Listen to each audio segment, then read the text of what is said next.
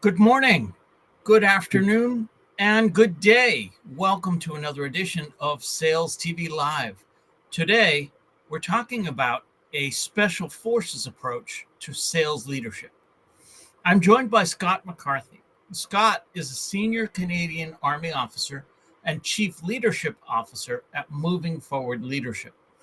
His leadership journey began early and saw him rise through the ranks of the Canadian Army, commanding both small and large teams in complex environments. His practical insights, shaped by his military experience, provide valuable lessons for sales leaders seeking to enhance team performance and communication. Scott, welcome. Thanks, Rob. So happy to be here today. Excited for a chat. Likewise. Scott, let's start by having you tell us a little bit more about you, your background, and what led you to where you are today. That's that could be the whole call right there. But let's do the Cole's Notes version. So I joined the Army straight out of high school. Like I literally missed high school graduation to sign up for the Army, which is kind of funny. And I did that because I wanted to be different. Not many people from where I was from. I'm from the far east coast of Canada originally, and not many people were joining the military per se, especially going to the Royal Military College. The irony of that is, I went to the one university in college where everyone is exactly the same. I mean, you're in uniforms. Everyone has the exact routine, and here I was just trying to be different. So, flash forward to 2009, and I deployed to Kandahar, Afghanistan, and I spent 7 months directly embedded with the Afghan National Forces, where I was helping train and mentor them. So, 7 interesting months there. Came home, and then the Army said, "You know, what, you're pretty good at this thing, so we're going to send you to your training center." So off I go to the logistics training center for 4 more years in training both NCOs and junior officers in the business per se.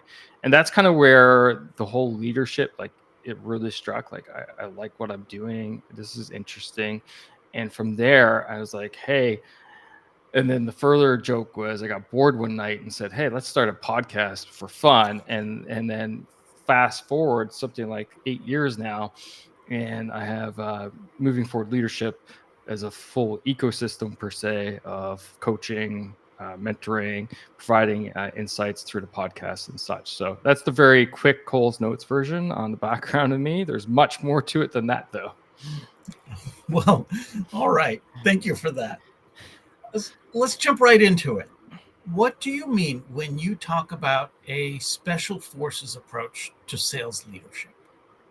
Yeah, so I guess the first thing I'll preface it with, I was never special forces, as you know.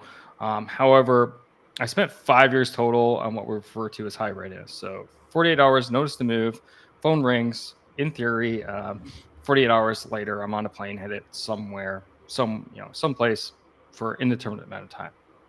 That was great in theory. In practicality, my shortest notice to move call was 3 hours from phone ringing to needing to be on the plane. Um, with that time, though, in 5 years, I did get to work with special forces operators from the Canadian side, and then through the podcast, I've interviewed quite a number of Canadian and American special forces members, and from there, I realized, how do they build high performing teams? Because as everyone thinks about special forces, it's high performance teams, right? Risk is super highest that you'll ever find, as well as my 5 years of high readiness.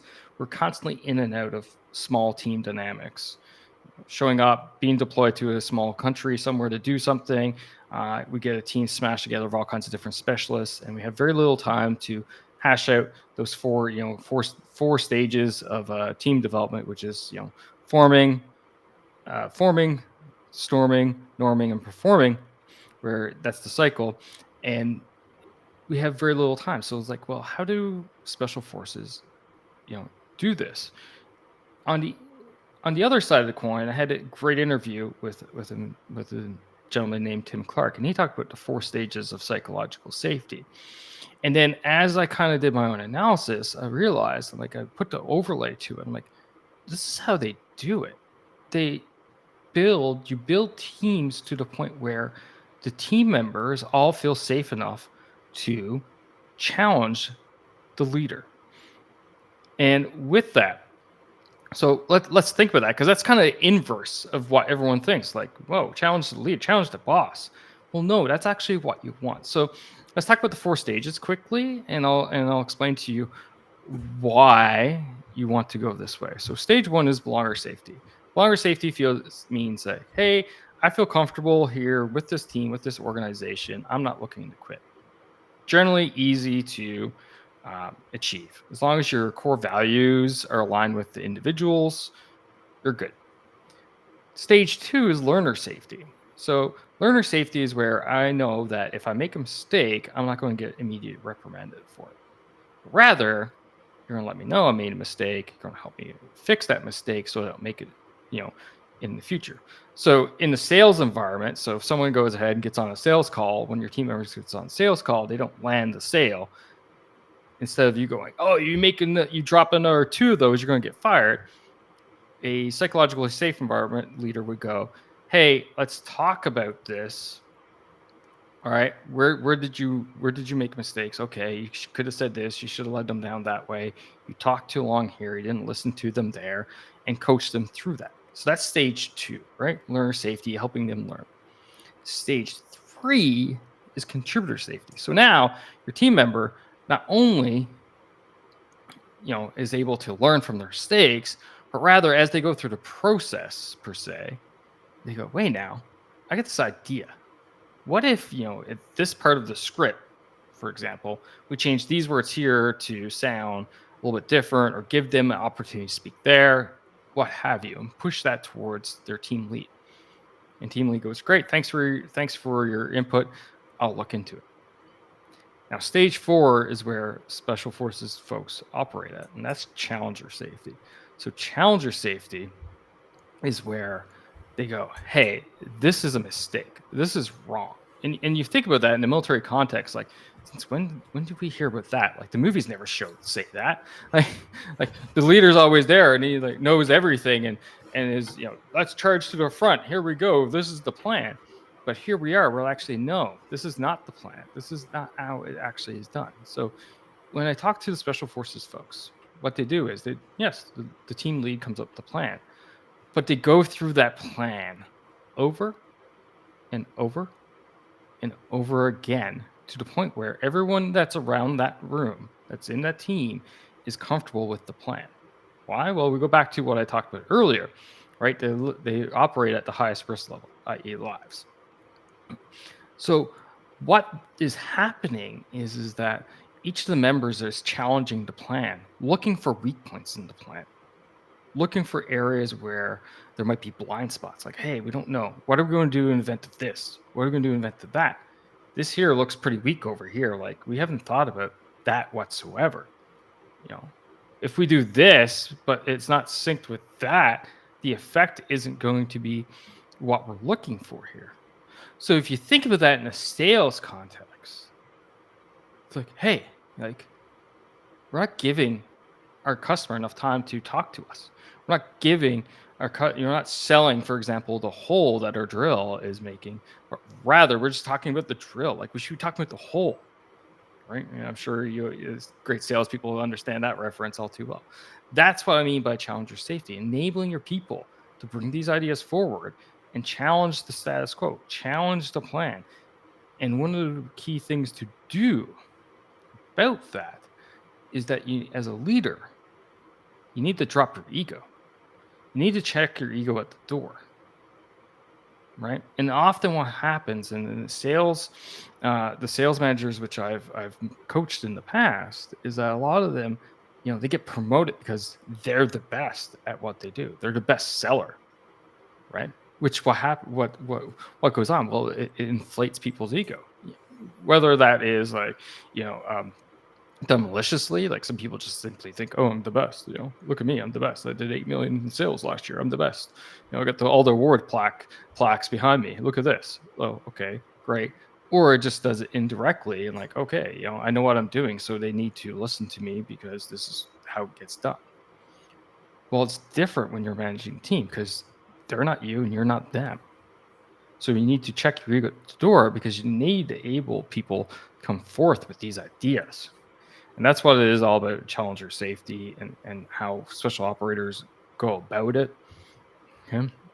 And enabling that environment where people can go, this doesn't work, but I think this could. Excellent. So I heard reference to safety a few times. Yep. What are the most effective ways to build cohesion and trust, safety among sales team members? Yeah. So that is a great question, and I kind of alluded to the first part just before I wrapped up there, and that is checking your ego at the door.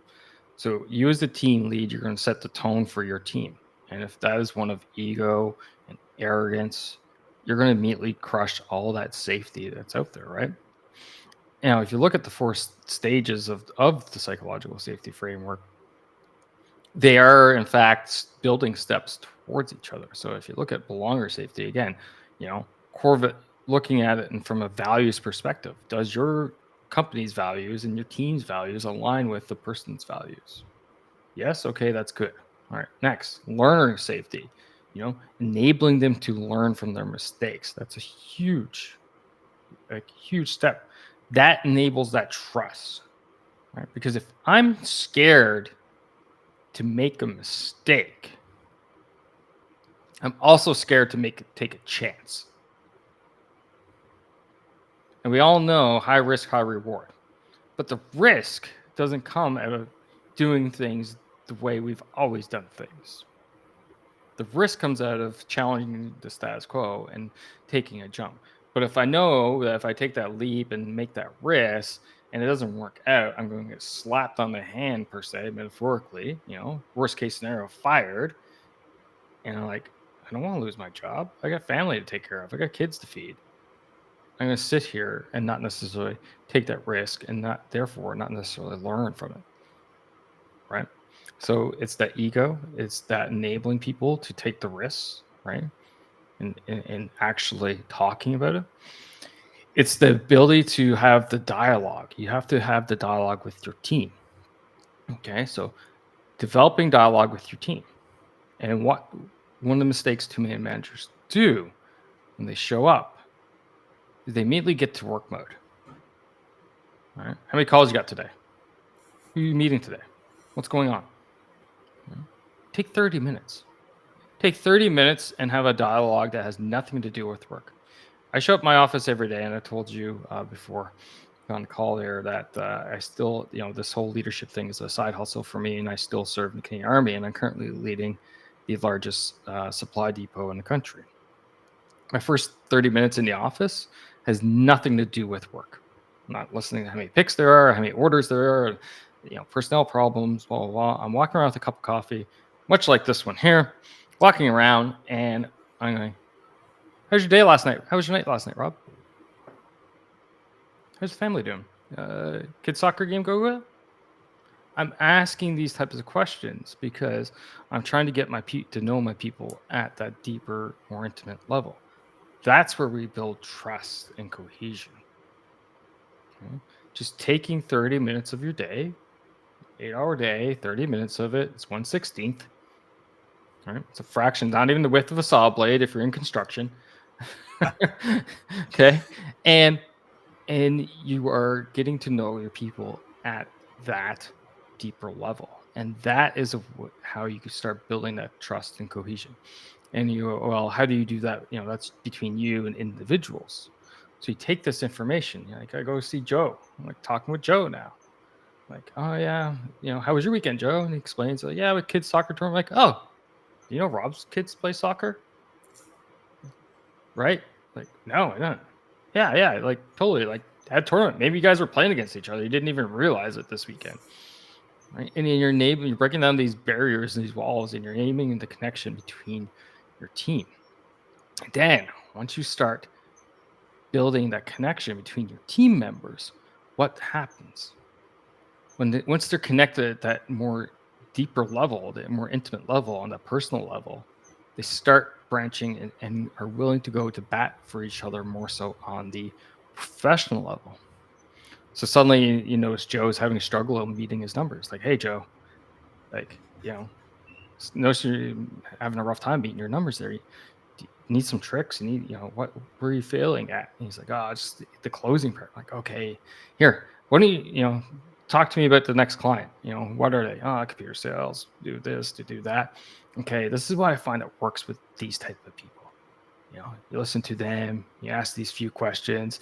Hey, have you checked out, Chris Voss's book, Never Split the Difference? That's a really good read. By the way, it's a really good read on any front. And then suddenly Rob, who's a peer of Joe's, is mentoring Joe without you, the team lead, needing to be involved.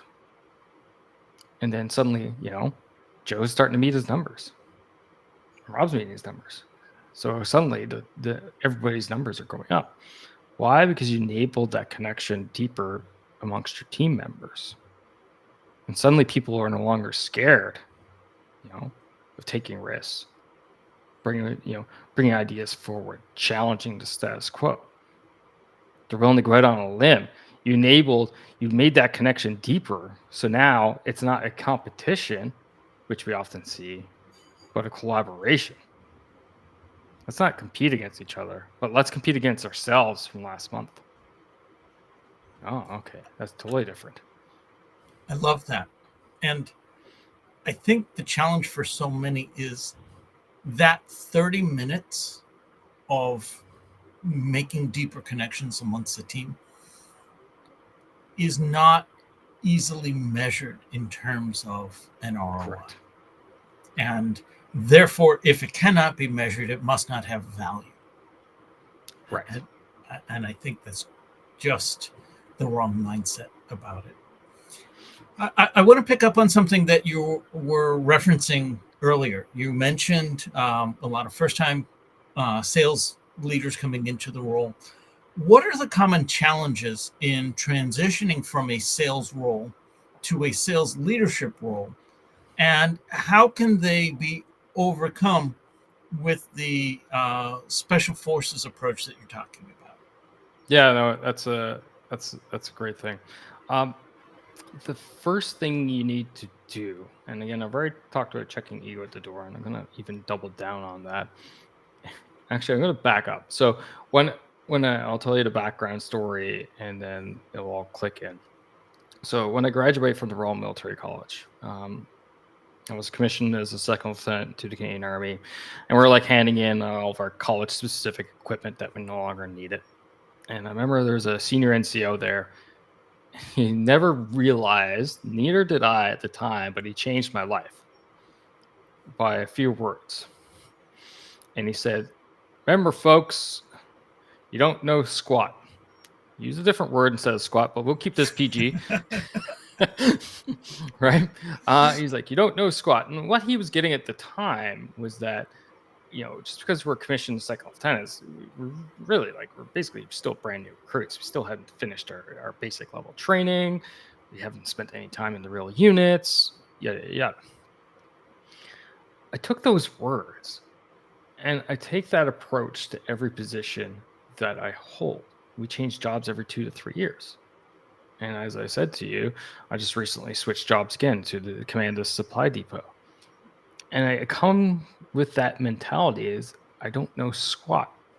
I don't know anything. Now, am I dumb? No, obviously not, because I wouldn't have gotten promoted and I wouldn't have been assigned to this position. But if you come to the new role with an appreciative lens, a lens of wanting to learn, because being a manager is not being a doer, and being a doer is not being a manager. Just because you can do one thing doesn't mean you can immediately do the other thing. So you have to learn, you have to appreciate, you have to understand. Suddenly, things that were not important to you are. People's lives didn't matter to you when you were just a salesperson, but now they actually do matter to you as a manager, because you need to know how to be able to work around, Rob's life, Joe's personal life, things that are going on at home, someone's kid's sick in the hospital. You think their headspace is going to be in the game? Well, probably not. But if you're just the team member, well, you just like, you're on your calls. You're just doing your thing. Like, oh, that sucks for Joe. I'm going to just do my thing. But as a manager now, you need to understand like the dynamics this is going to have. And now you have to manage your expectations. Like, okay, your kid's sick in the hospital, want to take care of you, Joe. You've been an outstanding team player. Like your numbers this month, we're going to slash them down. We're like, hey, and now you go back to the special forces ideology. Hey guys, we had to take 20% off Joe. Who's going to, pick it up? I'll pick it up. I'll pick it up. Yeah, I'll take 5. I can do it. Right? And that's that whole team approach. But if you go with that whole ideology of you don't know squat, you have to learn, you have to relearn your whole job now because it is not the same. And you go with that appreciative lens. Okay.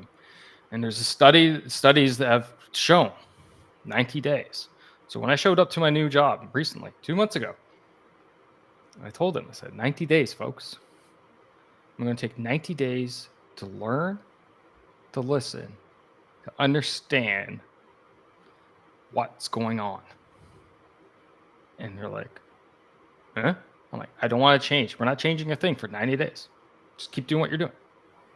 Like, well, how do you want this? I'm like, how did you do it before? Like, we did it that way. Do it again. Right? Keep doing it. 90 days. Keep going. And in that 90-day time frame, what you're doing is you're looking at everything through a appreciative lens. Like, why is it this way? Why is it that way? Why do we do things this way? If I was egotistical and arrogant, I would have walked in and start smashing things down and changing things. And the org structure doesn't make sense to me. We're going to do this, and that TPS report is garbage. We're going to throw that out, and all these other things. Okay. But no, because I don't know why things are the way they are. I don't know the history behind them. Right? I could be a part of the team and get promoted in role and not understand why things are the way they are. And for a great example, so I talked to you about spending 5 years in high readiness. Those are 3 different jobs, right? So years 1 and 2 was in one job. Year 3 of that 5-year stint was in another job. And then I was promoted in year 4 or 5. I was slid across the hallway into a higher rank job. So I'm in the same organization. Literally one day, I'm in one position. The next day, I'm in a higher level position. And I still have to approach it with this framework despite knowing the organization inside out because I'm looking at it from a different angle now. Despite being my boss from years 1 and 2 now, I am now my old boss.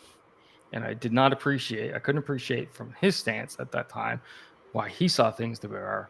And now I see it. So even if you're promoted into the head of the same team, take 90 days. It's not going to kill you. 90 days. Understand. Learn. Be appreciative. And then that will enable you to actually lead your team. And you build all that trust because you're not there questioning them and smashing things down. Why? Because when change occurs, people get scared. Right? Regardless of how much change people love, and I love change, love to do it all the time. But at the same time, each change, there's that insecurity to it. How is it going to be? Especially when a new supervisor shows up. How is it going to be with them? Well, you build that security, that sense of psychological safety, you enable that belongership, and you start building, but not immediately smashing things down, but taking your time. And to date, I've yet to truly make a change in my current organization 2 and change months into it. Wow. Counterintuitive, slow down to go faster. Slow is smooth and smooth is fast. My weapons instructor told us that, and it still resonates, and I use it from a leadership standpoint all the time. Slow is smooth, smooth is fast. So many more questions, but we're coming up against it. Scott, this has been great. How can people learn more? Where can they get in touch with you? Yeah, that's great. Thanks for the opportunity. So you can find me at lead.boss leaddontboss.com. That's my website. There you can find my podcast, which is called Peak Performance Leadership. You can check out leaddontboss.com/subscribe for a quick link to subscribe to it. And then finally, I also host a leadership mastermind community where people come together to talk about, their struggles and get solutions between myself and another coach of military background. And that is what we call the Leader Growth Mastermind. And you can check that out at leaddontboss.com/mastermind. So there's 3 links for you. Or hit me up on LinkedIn or wherever. I'm pretty much everywhere. Fantastic. We now have a newsletter. Don't miss an episode. Get show highlights, beyond the show insights, and reminders of upcoming episodes. You can scan the QR code on screen or visit us at salestv.live/newsletter. This has been another edition of Sales TV Live. On behalf of the panelists and everyone here at Sales TV Live, to our guest Scott, to our audience, thank you all for being an active part in today's conversation, and we'll see you next time.